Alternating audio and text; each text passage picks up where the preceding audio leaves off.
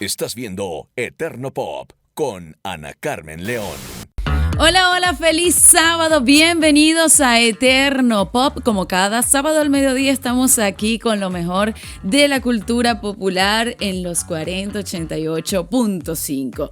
Hoy en Eterno Pop viajamos, como ya es de costumbre cuando tenemos a figuras en cabina, por sus gustos, por sus obsesiones y recuerdos, todas esas anécdotas también que construyen nuestra cultura popular. Hoy nos acompaña un hombre que ha vivido la televisión desde adentro, que entiende el ritmo del en vivo, el humor, la calle y el espectáculo como pocos. Él es animador, comunicador y parte de la historia viva del Show del Mediodía, un programa que es, así mismo como se los voy a decir, un ícono pop dominicano.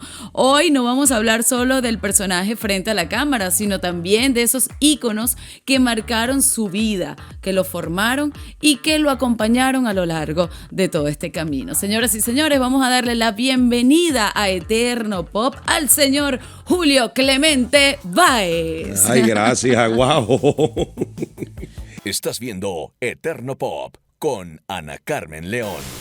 Julio. Hola, Ana Carmen, gracias por recibirme aquí. Qué honor de verdad encontrarme contigo, a compartir con tu público, y para mí es un privilegio poder estar compartiendo este momentito contigo y con toda la gente que nos escucha y nos ve en este momento. No, yo estoy feliz, encantada, además de que yo tengo que confesar, señores, que yo le monté una persecución a este hombre. No, como una persecución. Para que Nada viniera a Eterno Pop, pero no porque él no estaba dispuesto, siempre estuvo dispuesto. Lo que pasa es que este señor tiene una agenda que ustedes no saben lo complicada. ¿Qué día? Ya va, espera, déjame revisar.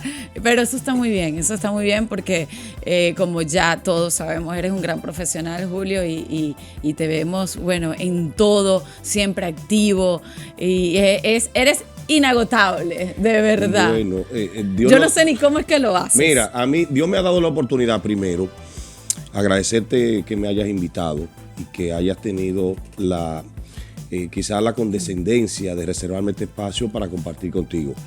Yo vivo trabajando el día completo, tanto delante como detrás de cámara, y a veces me hace imposible cumplir con algunos compromisos, y por eso no me gusta comprometerme. Pero sí, ya estoy aquí y vamos a darle con todo. Sí, lo sé. Aparte de que tu día dura 72 horas, no 24. así es un hombre súper disciplinado, puntual, llegó primero que yo. O sea, y cuando te dice que es. Así que bueno, de verdad, gracias por estar con nosotros. Hoy vamos a descubrir y vamos a escucharte hablar de estos temas que nadie sabe, Dios mío, pero Julio, ¿qué veía cuando era niño? ¿Qué se sentaba a disfrutar en el televisor de su casa? Y yo quiero que eso es lo que nuestros oyentes hoy se lleven para sus hogares. Y quiero comenzar con los Picapiedra. Sí. ¿Los Picapiedra fueron los muñequitos de infancia de Julio Clemente? Bueno, fueron muchos, pero básicamente los Picapiedra me marcaron porque... ¿Por qué? Iniciaba a una hora donde el vecino tenía la ventana abierta. ¡Ay, no! No puede ser. Sí. En mi casa no había televisor. ¿Tú lo veías a través de la ventana del vecino? Sí, en mi casa no había televisor. Entonces, cuando el vecino tenía la ventana abierta, comenzaban los Picapiedra y yo podía, desde una distancia prudente, sin tener que importunar a los vecinos, pues mirar los Picapiedra a esa hora.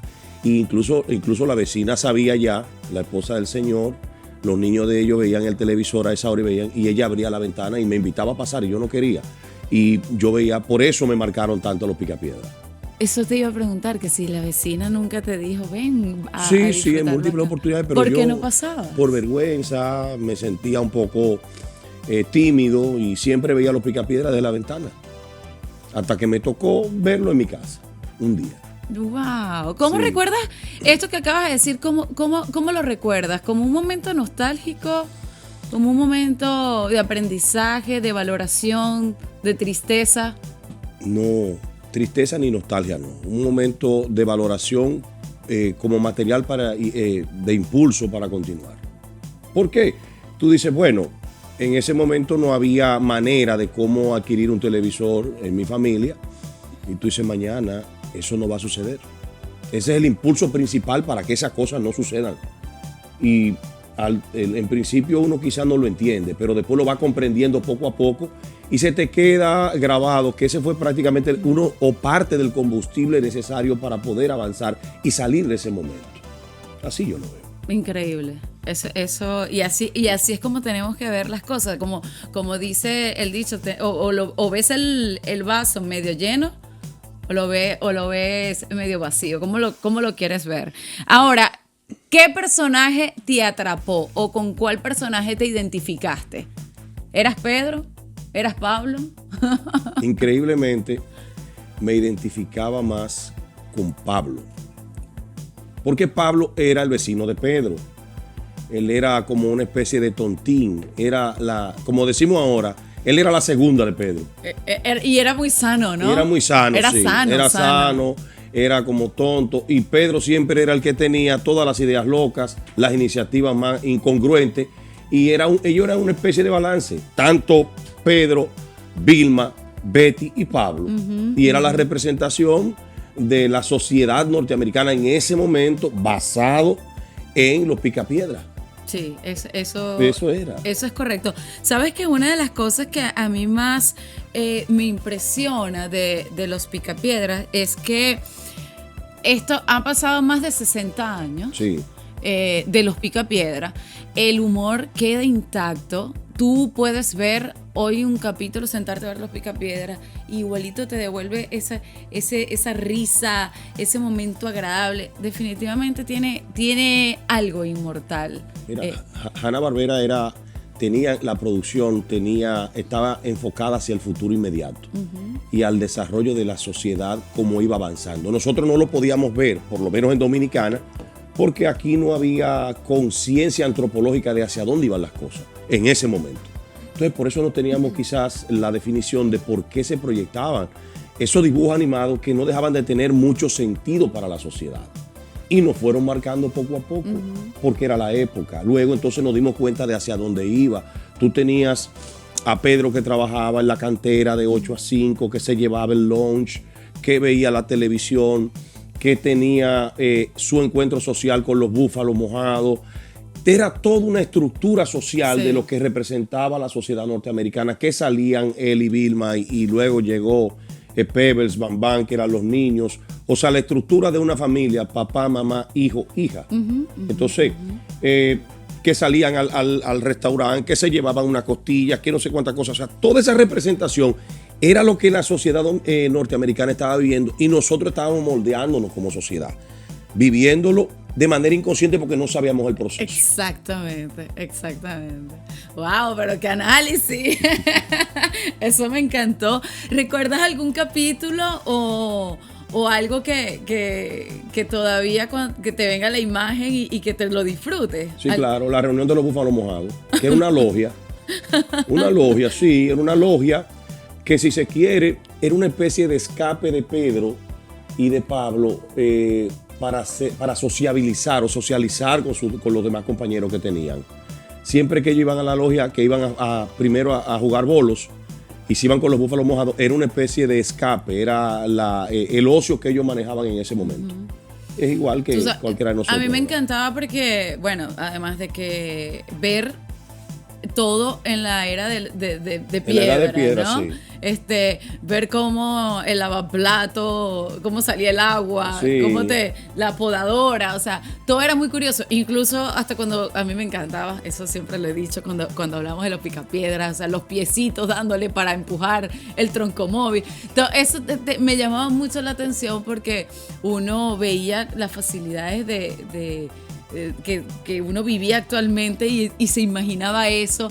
Y recuerdo que los Picapiedra, a mí particularmente, fueron los que me dieron esa semillita de jugar bowling, ¿no? De conocer ese entretenimiento, ¿no? Ese deporte. Y yo, hoy por hoy, o sea, me encanta ir a la bolera a jugar bowling, y eso lo relaciono mucho con los Picapiedras. O sea, eso es lo que me dejó a mí los Picapiedras. Era una parte del ocio que ellos manejaban. Exactamente. Y ese deporte tan quizás fuera de lo común, que en República Dominicana eso no existía, arranca a partir de los 90. en la bolera, Seven Bowling Center, una serie de cosas, y ya estaba reservado para un grupo de personas que sí tenían conocimiento sobre el deporte. Pero básicamente la semilla comienza ahí, con esa proyección. Con esa proyección, correcto. Primera película que viste en el cine. Oh, wow. Kung Fu. Con David Carradine. Exactamente. Que mi gran decepción fue saber que David Carradine no sabía Kung Fu. Y no sabía. No. Era un farsante. Y yo imitaba todos los movimientos de David Carradine y todas las cosas. ¿En serio? Y eso me inspiró para yo incursionar en ese deporte. Y luego ya después de grandecito me doy cuenta de que el tipo eran movimientos ensayados. Pero espérate, ya. Sí. Espérate. Gracias a David Carradine, tú te metiste me metí en de artes cabeza. marciales. Sí. Básicamente en esos estilos. ¿Qué edad tenías tú? Yo debí tener en ese momento como 8, 9, 10 años. Pues yo comencé, todo lo que lo comencé temprano, porque no había forma para poder sobrevivir había que hacer ciertas cosas. Okay. Y eso me inspiró, viendo a David Carradine, a hacer toda esta filosofía de vida, un señor ciego, calvo, que hablaba con un estilo y que la violencia la transmutaba y la transformaba, y David Carradine venía un grupo de carajos encima de él, y que él se defendía con esta destreza, y al final nos dimos cuenta de que el tipo no sabía karate, que era mentira, todo es una coreografía. Era como Miyagi, ese otro también farsante, que nos engañó a todos. No te metas con Miyagi, no te metas con Miyagi. No. Mira, Miyagi yo, siempre no pude imaginármelo en otra circunstancia que no fuera en Miyagi. Para mí eso existía, no era un personaje. Para mí ese señor era así. Nos engañó a todos, igual que en educación, pero es otra historia. Mira. Miyagi tampoco. Pat Morita no sabía karate. No sabía nada de eso. Y nos vendieron a toda una película de que sí, de que el tipo venía, y que tú me contraataques, que yo que. Cuando el sensei, la cosa. Sí, y cuando vinimos maestro a darnos cuenta, Pat Morita no sabía nada. Y nos vendieron a todo un estereotipo de algo que no existía. Lo consumimos y lo convertimos en cultura, ¿eh? Sí, así, totalmente. Hasta hace nada fui yo a ver Karate Kid al cine. Pero de esta experiencia que tú fuiste por primera vez al cine a ver esta película, ¿tú la recuerdas con quién fuiste? Esa impresión de ir a disfrutar y a conocer de la magia del cine que nos hace estar ahí por el resto de nuestras vidas. A mí me cautivaba escuchar las historias de los amiguitos míos, ya de los mayores, que iban al cine, un cine que había cerca de mi casa. Y ellos siempre iban a ver películas de karate, que era películas de acción, lo que se vivía en esos momentos. Y un día pues me dieron permiso de ir con uno mayor, con dos amigos míos mayores. Y ellos me iban a cuidar, se supone. Y estábamos entrando al cine. Cuando entramos al cine, yo estaba al lado de ellos. Y me acuerdo como ahora que la primera impresión que tuve era cuando estaba David Carradine como budista, como monje budista en los entrenamientos, que tiran una lanza. La toma de la lanza, el lanzamiento, valga la redundancia, del artefacto, como la pantalla era grande del cine, venía de frente. Pues yo me tiré al suelo. Yo pensaba que era conmigo la cosa. Y los muchachos riéndose. Me dio un susto, yo vi que esto venía, y me tiré al suelo. Muchachos, párate, no, mira, es una película. Párate de ahí. No, pero tú vives la experiencia. Sí, intensa. Desde que tú entras en personaje. Inmediatamente. Te metes en eso. Yo salía del cine tirando patadas. Porque era la influencia directa de eso. Ven acá, y ahora, después que descubriste que no eres bueno en las artes marciales y que soltaste eso, después hubo más influencias de películas que te hicieron salir del cine y agarrar un hobby, un deporte, porque lo viste en la pantalla. Sí, claro, yo estuve en la lucha libre. No. Sí, esa fue básicamente el modo de entrar a los medios de comunicación, la lucha libre. Yo veía en la lucha libre un deporte espectáculo que para mí era un escape, y yo decía, no, pero yo tengo que estar un día. Y se dio una coyuntura, me llevaron a una cuestión. ¿Tú te atreves? Que si me atrevo, yo soy el atrevimiento hecho gente, pues total, ¿qué pierdo yo? Pero ¿cuál fue la propuesta? ¿Qué te dije? Que faltó uno. Okay. Yo tenía un amigo que era luchador, a mí me gustaba toda esa vagamundería. Okay. Y faltó uno y me dijeron, tenemos que grabar una cosa, ¿tú te atreves? Digo, claro que sí. Y tú sabes que yo sé de todo. Y me pusieron una cosa. Y de ahí para adelante, duré como 2 años en esa vagamundería. A ti no te han echado el cuento de la lucha aquí. Aquí eso era una loquera. Oye, pero te fue muy bien ahí. No, qué bien que va a ser nada, hombre. Si cada vez que iban en cada momento que había que traer a uno, busquen al flaco, búsquenlo bien. Hay que traer a uno, hay que darle un golpe a uno. Entra y sale del ring con un sillazo. Ahí estaba yo. Y me metieron preso en 3 ocasiones. Ajá. Sí, porque yo salía del barrio donde yo vivía a grabar la lucha vestido de luchador. Y un día, aquí había un sistema de transporte llamado La Banderita. Ajá. No sé si han escuchado ese método de transporte que había, masivo. ¿Cómo es? Y era en abril una guagua Mac International que tenía los colores de la bandera, que era una ruta de los sectores populares. Y yo me iba con mi amigo, nos íbamos para evitarnos cosas, para no tener que estarnos vistiendo, nos íbamos vestidos de luchadores. Entonces íbamos a un sitio a hacer una lucha en la tarde, como a la 1:00 de la tarde, montado, disfrazado. El chofer, en esos tiempos había mucha efervescencia política. Y las guaguas tenían 2 militares en cada puerta, un militar en cada puerta. Era una guagua que tenía una puerta de entrada y una de salida. Y nos montamos en la guagua. El chofer comienza a mirarnos con extrañeza y dice: ven acá, ¿para dónde van estos dos? Porque estamos en abril y el carnaval pasó. Y nos dejaron presos en un cuartel. Wow. Grande fue cuando le dijimos de qué cuadra éramos nosotros, porque nosotros éramos de lo malo. ¿De qué cuadra son ustedes? Ahí mismo te soltaron. No. ¿De qué cuadra son ustedes? Nos preguntaron. ¿Y esa vaina? Porque aquí había muchas cosas en esos momentos. No, nosotros somos luchadores. ¿Luchadores de quién? De Relámpago. Camine, métalo preso. Porque Relámpago era el villano. Anda. Sí, entonces me pasó como en 3 ocasiones. Metieron preso. Porque yo apoyaba, según ellos, yo apoyaba el mal. Las fuerzas del mal. Ay, Dios mío. Al irrespeto, a la desconsideración, como dicen aquí, a la malcriadeza. Entonces me pasó esa situación. Oye, wow, nunca me imaginé que Julio Clemente, la inspiración de Julio Clemente para entrar a los medios de comunicación iba a ser la lucha libre. Sí, básicamente. Y sí. Impulsado por una película. O sea, las películas influyen mucho en ti. No solo fuertemente en tus decisiones. Yo veía en la televisión cuando tenía tiempo, veía cómo se manejaban ellos y yo tenía en mi mente una visualización de que quería tener la particularidad de Relámpago Hernández, que era el villano, la popularidad de Jack Veneno, pero la elocuencia de Jackie Núñez al expresarme. Era una combinación de muchas cosas. Sí. Y vivía muchas cosas en ese momento. Y quizás no se entendía lo que yo quería expresar en ese momento, porque este muchacho que no sabe ni siquiera en qué pie está parado, no tiene ningún tipo de situación que lo lleve a eso y tiene unas aspiraciones que son prácticamente imposibles de cumplir. Pero yo tenía eso en la cabeza, digo, bueno, en algún momento será.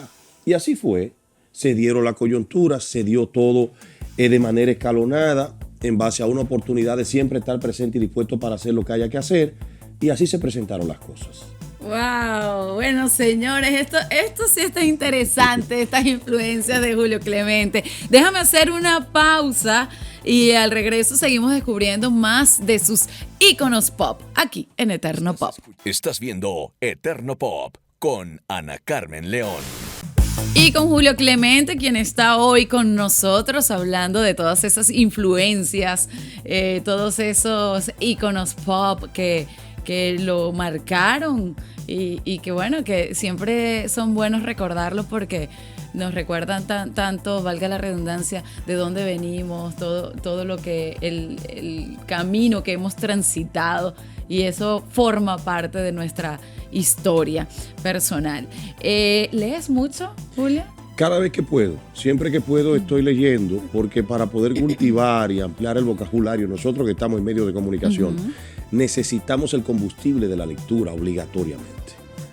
Cojan datos, señores, que ese consejo es extremadamente valioso. Es increíble cómo ayuda a todo. Y esto va para todos los aspirantes que quieren entrar en la carrera como nosotros de comunicar. Leer y leer en voz alta. Eso es lo mejor que te puede pasar en la vida. Ese es el mejor ejercicio. Y como dices tú, ampliar el vocabulario. En este caso, cuando te preguntamos por un libro que te haya marcado, hablaste de uno en particular. Sí. Cuéntanos un poco de Juan Salvador Gaviota. El que lee Juan Salvador Gaviota se da cuenta de que las aspiraciones de estar fuera de lo común casi siempre tienen un resultado o por lo menos unas particularidades. Juan Salvador Gaviota era evidentemente una ave que pertenecía a una manada, pero siempre se distanció de los demás porque quería hacer cosas Esto propias. es una fábula, ¿no? Sí, pero o sea, más que un cuento, refleja una historia de todo aquel que quiere avanzar y que de manera distinta actúa fuera de lo común. Porque nosotros tenemos como seres humanos una situación y es normal. Primero, le tenemos miedo a los cambios. Y segundo, lo que no entendemos lo descartamos. Totalmente. Lo descartamos. Entonces, Juan Salvador Gaviota es el ejemplo vivo de eso. Tiene mucha similitud con la anécdota de la hormiga sorda. Había en una ocasión una hormiga que tenía la misión de ir a buscar unos alimentos a un lugar donde nadie iba. Y en la reunión que había dentro de sus demás animales de su especie, que nadie había llegado allí. Y la hormiga sorda decidió ir a buscar lo que estaban buscando. Y todo el mundo le decía que no podía, que no iba, que no fuera, que iba a pasar tal cosa. Era sorda, no lo escuchaba. Fue y trajo el asunto. Lo mismo pasaba con Juan Salvador Gaviota. Se alejaba de la manada porque entendía que lo que todos siguen no era su propósito. En mí eso trajo como consecuencia un pensamiento crítico de manejar ciertas cosas y decía, pero es que en el entorno donde yo crecí, que solamente abundaba la escasez, yo decía, hay algo más allá de todo este entorno maledicente, donde hay calles que no tienen asfalto, donde había carencia de agua, donde no había energía eléctrica, si llegaba, brillaba por su ausencia, donde no había facilidades de ningún tipo, donde no teníamos acceso a la tecnología, donde no había absolutamente ningún elemento diferenciador para tú avanzar. Solamente teníamos la educación básica que era precaria. Entonces, yo decía, pero es que más allá de esto hay algo que puede ser un mundo por comprender y por entender y por conquistar. Hay que salir de esto. El entorno a veces no entiende la visión que tiene, no tiene que ayudarte, porque ese concepto de que a mí hay que ayudarme, yo siempre lo he erradicado de mi mente y de mi accionar, sino que tú tienes que buscar la salida ante esas circunstancias. Y leyendo eso que me formó en parte de lo que fue mi bachillerato, que fue un bachillerato especializado en contabilidad, y parte de la formación humana era leer ese libro. El profesor que nos dio la introducción al libro, tan pronto yo lo escuché que me acuerdo como ahora, un libro azul con una gaviota volando, decía Juan Salvador Gaviota, y nos ponía a leer los capítulos. Yo recuerdo que ese libro lo leí en 2 horas completo y lo asimilé y lo entendí, y por eso me tocó y me impactó tanto. O sea que esto realmente fue un libro que no buscaste, sino que fue gracias a un profesor, ¿no? Fue gracias a una materia en la universidad. No, en el bachillerato, cuando yo estudiaba en el bachillerato, ya en lo que es la educación media. Que mi bachillerato fue un bachillerato, yo lo que estudiaba originalmente, yo hice mi bachillerato en contabilidad y luego estudiaba contabilidad a nivel técnico y luego fui a la universidad a estudiar contabilidad, pero las posibilidades que había de continuar eran imposibles y tuve que apartarme de eso. Pero fíjate que tú eres esa gaviota, sin duda alguna. La tenías ahí y lo descubriste a una edad de adolescencia a través de un libro que te impulsó más a lo que ya tú naturalmente sentías. Y eso es algo que así lo estoy viendo yo, porque también yo pasé por mi adolescencia, me mandaron a leer en el liceo, incluso en el colegio, muchos libros, y al final nosotros en esa etapa no tenemos como esa madurez, esa conciencia de digerir los libros y de profundizarlos y de llevarlos a cabo, pero a ti te despertó algo que ya naturalmente tú lo estabas sintiendo. Yo veía siempre, trataba de leer los periódicos, porque en mi entorno los muchachos tenían otras cosas, estaban enfocados en otras cosas. Sí. Y yo veía los problemas nacionales en ese momento. Wow, pero que avanzado, Julio. No, En múltiples oportunidades le sugirieron a mi familia Qué avanzado. que me llevaran al psicólogo, pero ellos ni entendían que era un psicólogo, ni tenían la forma económica de llevarme a ningún psicólogo. Porque me gustaba leer los periódicos y ver los problemas del país. Incluso recuerdo de Tu Nación cómo influía el liderazgo de Carlos Andrés Pérez a nivel global con sus relaciones, que tenía muchos amigos aquí en República Dominicana, cómo adecos y copellanos se turnaban en el poder, cómo Jaime Lucinchi con su discurso enarbolaba las masas, cómo desde la estrategia de los copellanos querían asumir el control con el doctor Campín y así sucesivamente. No, pero si tú sigues hablando, yo te voy a dar mi pasaporte. No, te digo. El pasaporte venezolano para Julio Clemente, por favor. No, te digo porque era la Mira cosa. lo que estás nombrando, sí, wow. Luis Herrera Campín, que era presidente. Total. Y que entonces sustituye a Carlos Andrés. Y que habla de que estaba hipotecado el país, no sé cuántas cosas. De eso yo hablaba en ese momento y nadie me entendía. Porque yo veía y leía los periódicos y decía, pero es que algo está pasando. No, pero los amiguitos tuyos estaban locos, decían, bueno, pero Julio está loco. Exacto. No ibas, oye, qué difícil, porque no ibas en el mismo no íbamos en mood consonancia con tus compañeros, con tus amiguitos. Porque yo decía... Eras el rarito. Sí, evidentemente. ¿Por qué hay una emigración de dominicanos hacia Venezuela? ¿Qué está pasando en Venezuela? Una Venezuela tan próspera que la gente decidía no ir a Estados Unidos. Aquí la gente siempre se fue a Estados Unidos y de repente comenzó una inmigración increíble de mucha gente para Venezuela.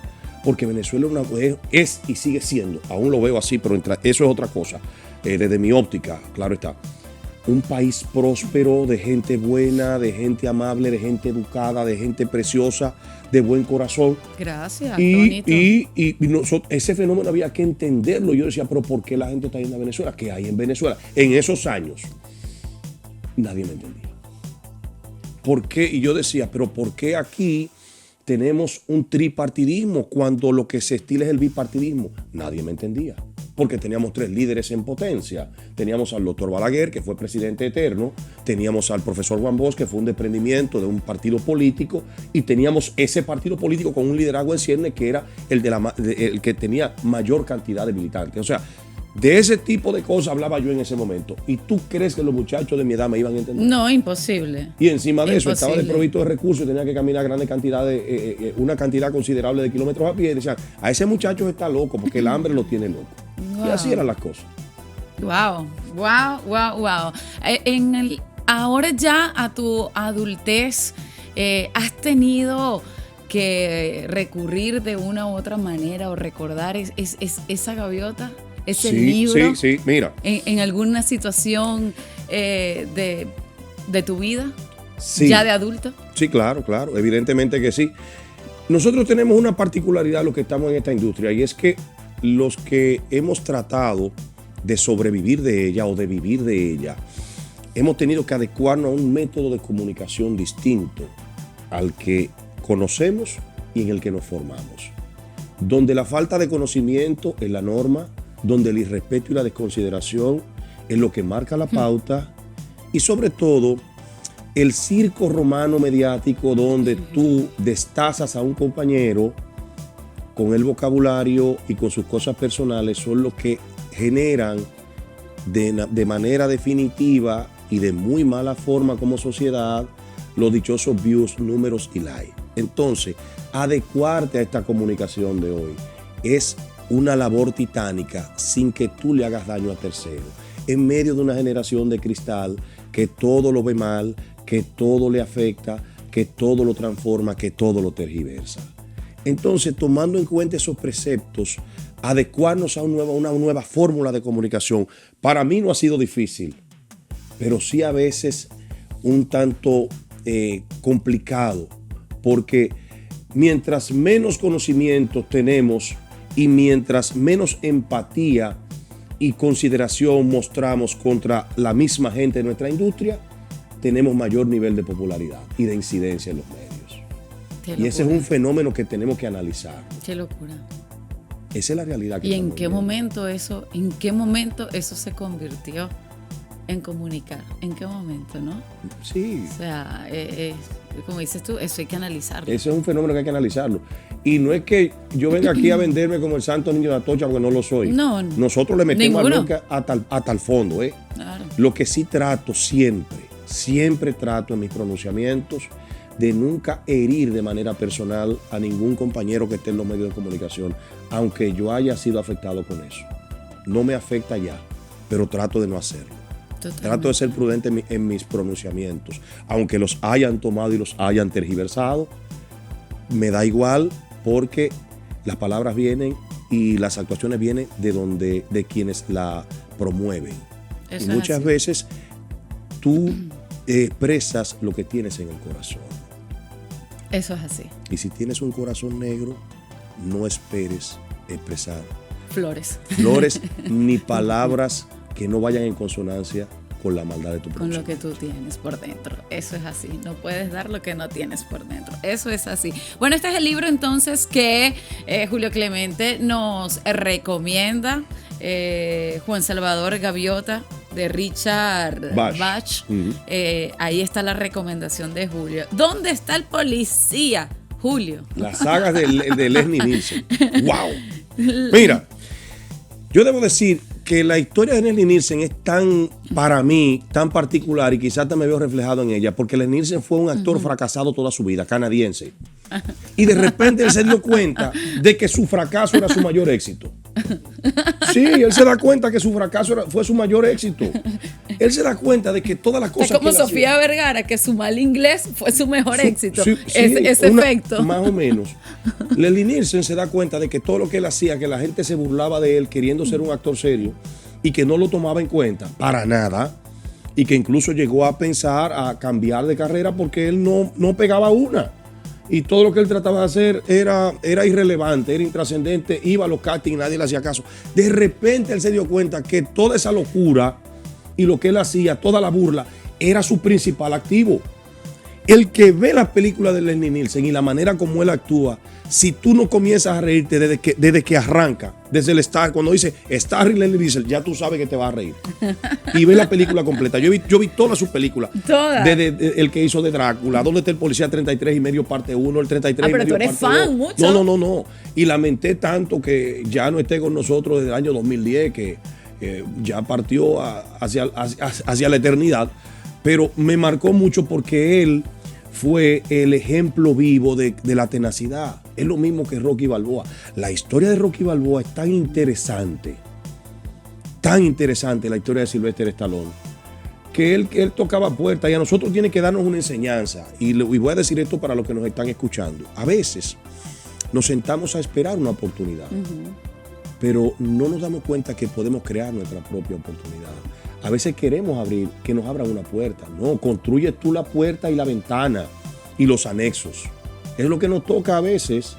Yo siempre he dicho y demostrado ha quedado de que en un momento determinado tú te sientes con la capacidad de hacer cualquier trabajo y entiendes que puedes estar en cualquier posición, mas sin embargo no la consigues y no te la dan. Pues crea tú la posición y se acabó. Es lo que nos toca. Sí, eso entonces, eso que he mencionado son los ejemplos vivos de lo que en un momento determinado tenemos que tomar como decisión. Hay en una de estas sagas alguna escena que te guste que son tantas. volverla a ver o a revivir por la risa que te causa, una en particular. Es que son muchas. Yo recuerdo siempre, él está como policía secreto. Ajá. En un sitio. Que yo soy policía secreto. Y va entrando y se disfraza de que es una fiesta de los 70. Uh-huh. Y él lleva como una especie de pistola, un revólver. Y el revólver se le pone aquí en el cinturón y baja por el zipper. Okay. Y entonces él está frente a una señora que está sentada. Y la señora, ¡oh, wow! Sí, y todo el que está allí lo está mirando. Por eso es una señora mayor y él arreglándose la cosa. Es que es muy particular. Las películas de ese señor fueron muy particulares. Ese humor de él ha influenciado en ti como artista, como comunicador, sí, como animador. Veces, puedo decir que ¿Crees sí. que has rescatado algo de eso y lo has adaptado? Eso es parte de la misma dinámica de los espacios donde nosotros tenemos vigencia profesional Y creo que sí, que en parte sí, no he copiado ni he asumido, sino que he visto que es un recurso que se puede utilizar. Y lo hemos utilizado en muchas oportunidades. Qué chulo, qué chulo. No, mira, yo voy a salir de aquí a buscar dónde está el policía para reírme un poco y disfrutar de esa saga. Déjame hacer una pausa. Este tiempo se me está yendo muy rápido, Julio. Me estoy estresando. Todavía tenemos muchas cosas que hablar. Así que ya volvemos con más de Julio Clemente aquí en Eterno Pop. Estás viendo Eterno Pop con Ana Carmen León. Julio Clemente con nosotros, hablando de sus íconos pop, y qué vaya ícono que tiene Julio como referencia. Estoy hablando de Julio Iglesias. Vamos a empezar con este porque son dos y el segundo es mi consentido, pero Julio Iglesias, por favor, ¿qué? ¿Eres romántico? A veces sí. A veces sí. Porque o sea, hablar de Julio Iglesias es hablar de este romanticismo, de esta elegancia, de esta voz que te susurra al oído. Esto es una cosa exquisita. Mira, Julio Iglesias es el artista más carismático de todos los tiempos de habla hispana. El más carismático. Un carisma que se cultivó con el tiempo. Fruto de una situación, de un accidente, él no podía, él era, fue un jugador de fútbol profesional y un accidente lo llevó a cambiar su vida y él no podía, se decía que no podía caminar en un momento determinado. Los ejercicios, la terapia junto con su padre que fue quien lo apoyó y lo ayudó y tomó una guitarra de buenas a primeras. Julio Iglesias no tenía la gran voz o no tiene la gran voz porque todavía está vivo. Sin embargo, es el artista de mayor carisma, de mayor incidencia. Sus canciones han sido traducidas a más de 40 idiomas. Es el ícono de habla hispana más importante. Ese estilo de Julio Iglesias que no existe.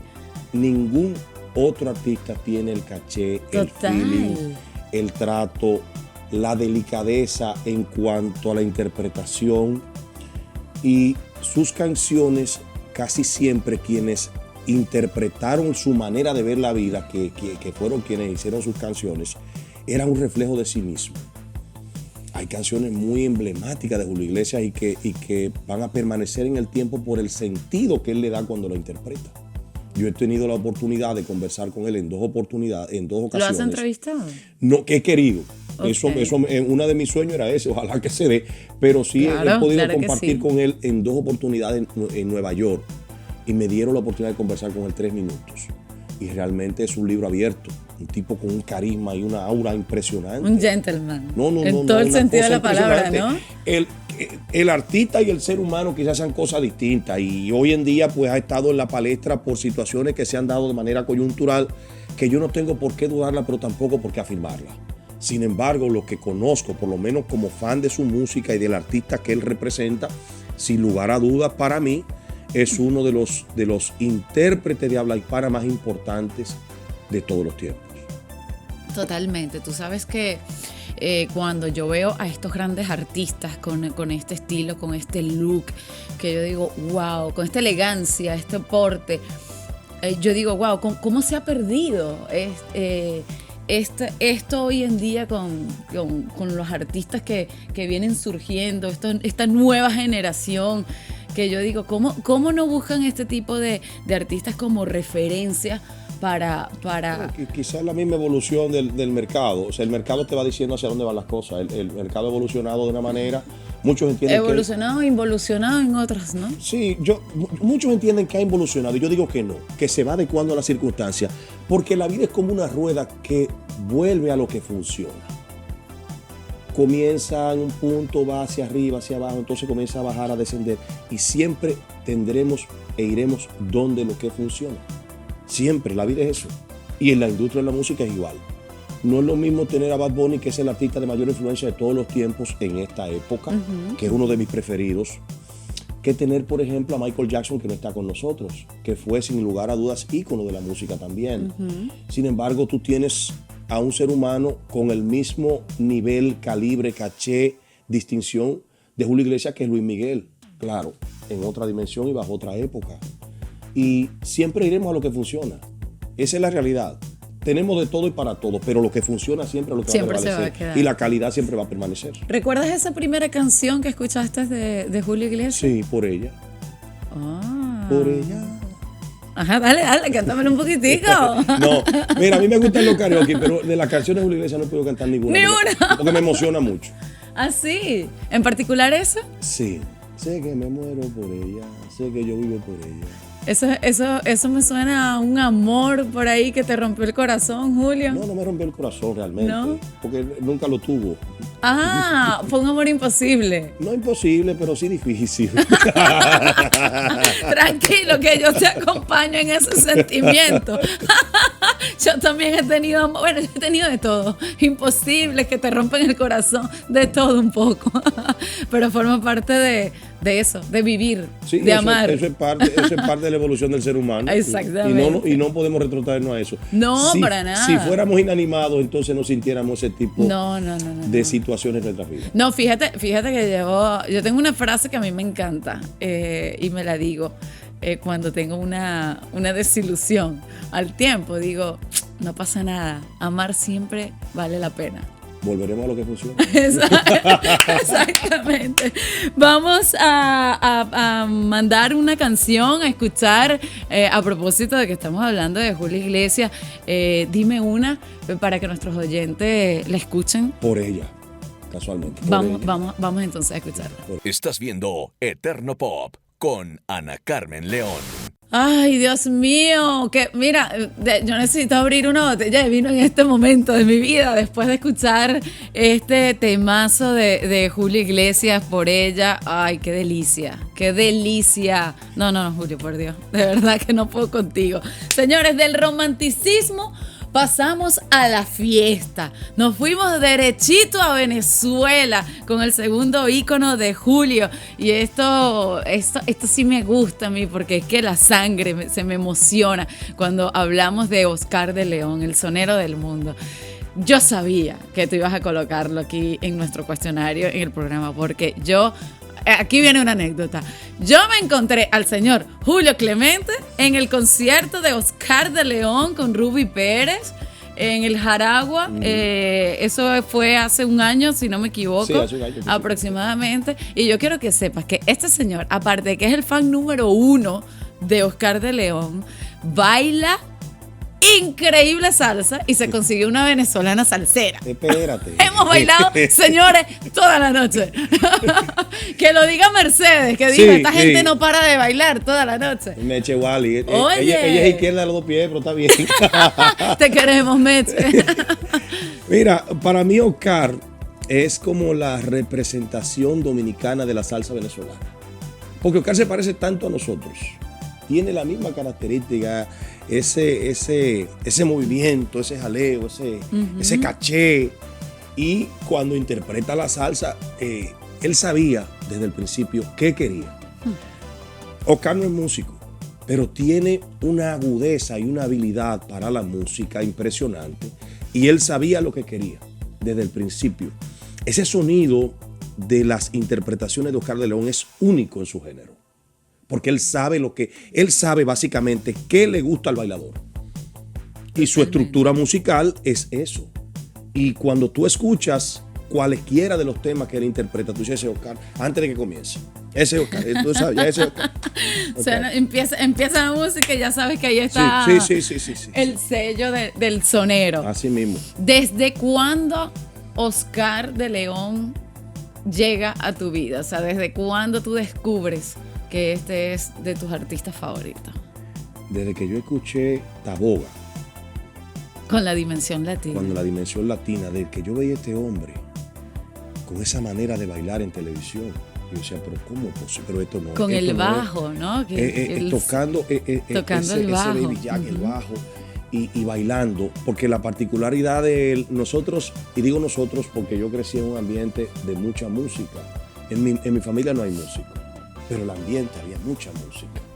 Y yo desde muy niño, escuchando la música, había desarrollado el oído de que sabía qué interpretación y quién era que la iba a hacer cuando escuchaba la entrada. La entrada es lo más importante de la canción. Me gustaba, me sigue gustando mucho Fania porque fue un dominicano que le dio cabida a ese movimiento que llamamos salsa y que un venezolano, locutor venezolano, fue que le puso el nombre.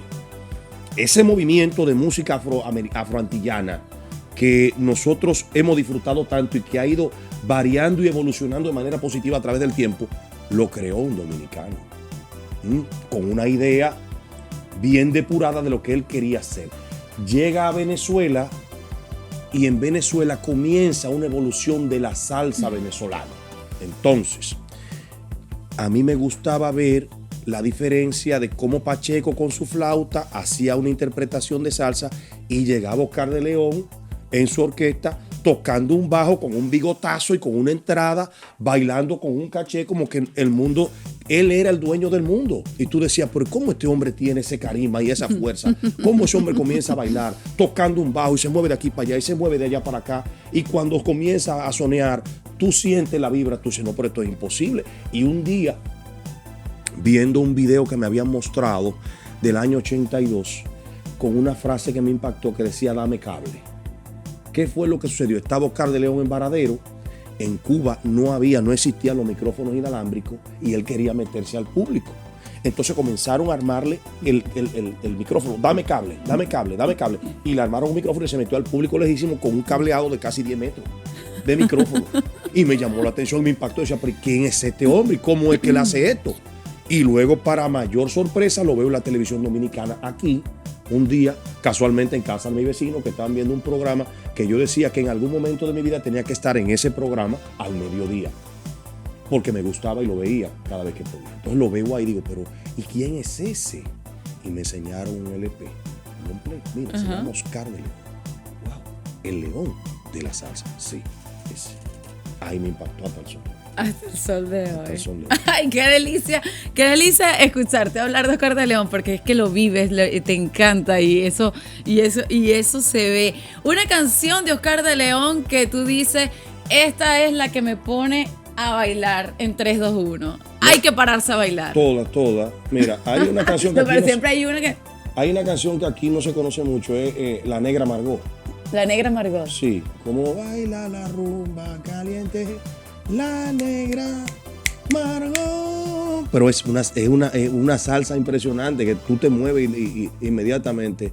Y Negra mueve la cintura. Negra. De la nena de Calaca, yo soy el negro más guapo. Ese es Param Pam Pam, ¿no? Sí, Param Pam Pam. Ajá. Y mueve la cintura. Negra. Salta para acá, déjate sentir mi negrita santa. Esta sabrosura. Negra, que no puedo más. Sí, señores, dicen que soy cumbanchero. Sí, señor. No, vale, vamos a bailar, vale.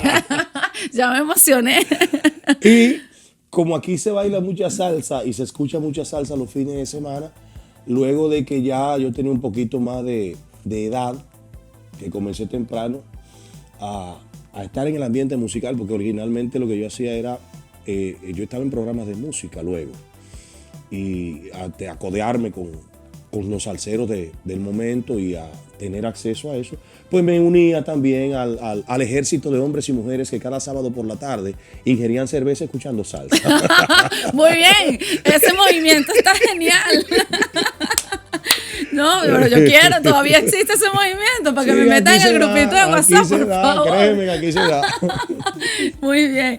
Vamos entonces a escuchar, por supuesto, un tema del sonero del mundo, Oscar de León. Preséntame un tema, Julio. Pues mira, indiscutidamente que República Dominicana disfruta cuando escucha este tema que inicia param, pam, pam, pam, pam, pam, pam. Estás viendo Eterno Pop con Ana Carmen León. Sabes que me encanta cuando ya estamos llegando al final del programa, lamentablemente, pero me gusta mucho que la gente se lleve una reflexión, una frase, una enseñanza, que se vayan para casita con eso. Y por eso dejamos una frase que nos colocaste para esta última parte, porque a mí particularmente me ha tocado desde que yo también vi esta película y me parece increíble y oportuna también. Estamos hablando de En búsqueda de la felicidad, sí. Esta película por Will Smith que todos hemos visto y que es una historia inspiradora y que tiene una de las frases más populares del cine. Sí, nunca permitas que nadie te diga que no puedes hacer algo. Esa película a mí me marcó de manera muy positiva. Primero porque es una historia real. Y segundo, por las vicisitudes que pasó la persona que encarnó Will Smith en esa película. Entonces, dada la circunstancia, la vida es un desafío constante. Y nosotros tenemos que entender eso.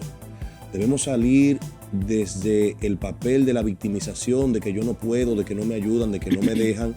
Salir desde ahí. Salir de ese ostracismo y darnos la oportunidad de crecer, de avanzar en base a las herramientas que tenemos. Entonces, tomando en cuenta esto, para mí la frase fue muy particular y me moldeó en ciertos aspectos porque yo decía, wow, pero ¿cómo ese señor vino así de la nada, de la ceniza, de la simiente, sin ninguna razón ni condición y logró todo lo que él quería, o no lo que él quería, lo que él anhelaba, y el esfuerzo y el sacrificio no valieron la pena, fueron la alegría para él lograr las cosas? ¿Por qué? Porque mucha gente le decía que no podía y él entendía que sí, que podía hacerlo. Claro, dentro de un marco de la lógica y de la estrategia común de plantearte un objetivo viable. Pero aún así, muchas ideas locas son las que han cambiado el mundo. Mucha gente que se supone que no está en consonancia con lo que piensa la mayoría, siempre han sido la diferencia. Entonces, ¿por qué permitir que la opinión de un tercero impacte de manera directa en lo que tú quieres lograr? Y a partir de eso, nosotros lo asumimos como un postulado personal. No me gusta que me vean como que yo soy coach, ni me gusta venderme así, pero mi experiencia de vida me ha dado a mí la particularidad de que todo lo que estoy planteando ha sido real. Y hago la salvedad porque quizá mucha gente entiende, este viene a venderse ahora. No, eso soy yo. Ese es el producto de mis circunstancias. Y hemos visto que las cosas suelen darse cuando te lo propones y cómo te lo propones, sin importar las circunstancias ni los obstáculos. Eso es así. No, esto es una película que te da cátedra de verdad por todos lados. O sea, porque también estamos viendo una historia de un padre que está frente a su hijo en unas situaciones sumamente precarias y difíciles, y la fortaleza que él le da en imagen, en actitud al niño, lo que el niño está viendo, aunque por dentro él está hecho nada, sí, pero él está firme, su responsabilidad de papá. O sea, esto es el amor, esto es una película que es una belleza por todos los ángulos donde tú la mires. Esa película es una película inspiradora. Incluso sí, quien la desarrolló o quien vivió la historia estuvo en República Dominicana ofreciendo una conferencia a nosotros como dominicanos y dándonos el ejemplo vivo de que sí se puede. Sí. Se puede y punto. Totalmente. Señores, vean esta película si no la han visto, que yo dudo mucho que usted no la haya visto, pero si no, hágase ese favor de vida y busque en busca de la felicidad.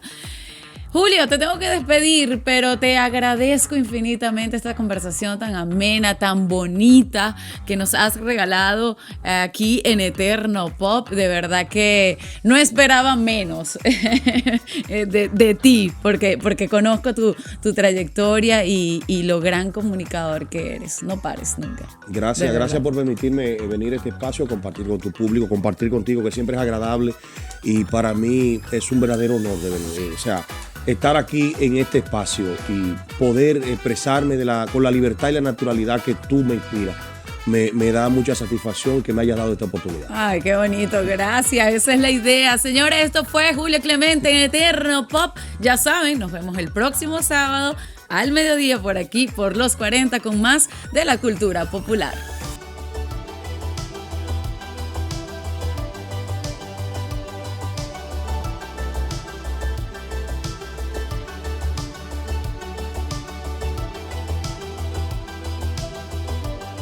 Eterno Pop llega gracias a General de Seguros, tranquilamente seguro.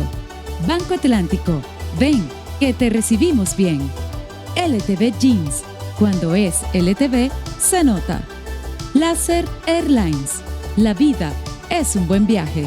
Energía Vital Activa, tu salud, tu bienestar. Geek Planet.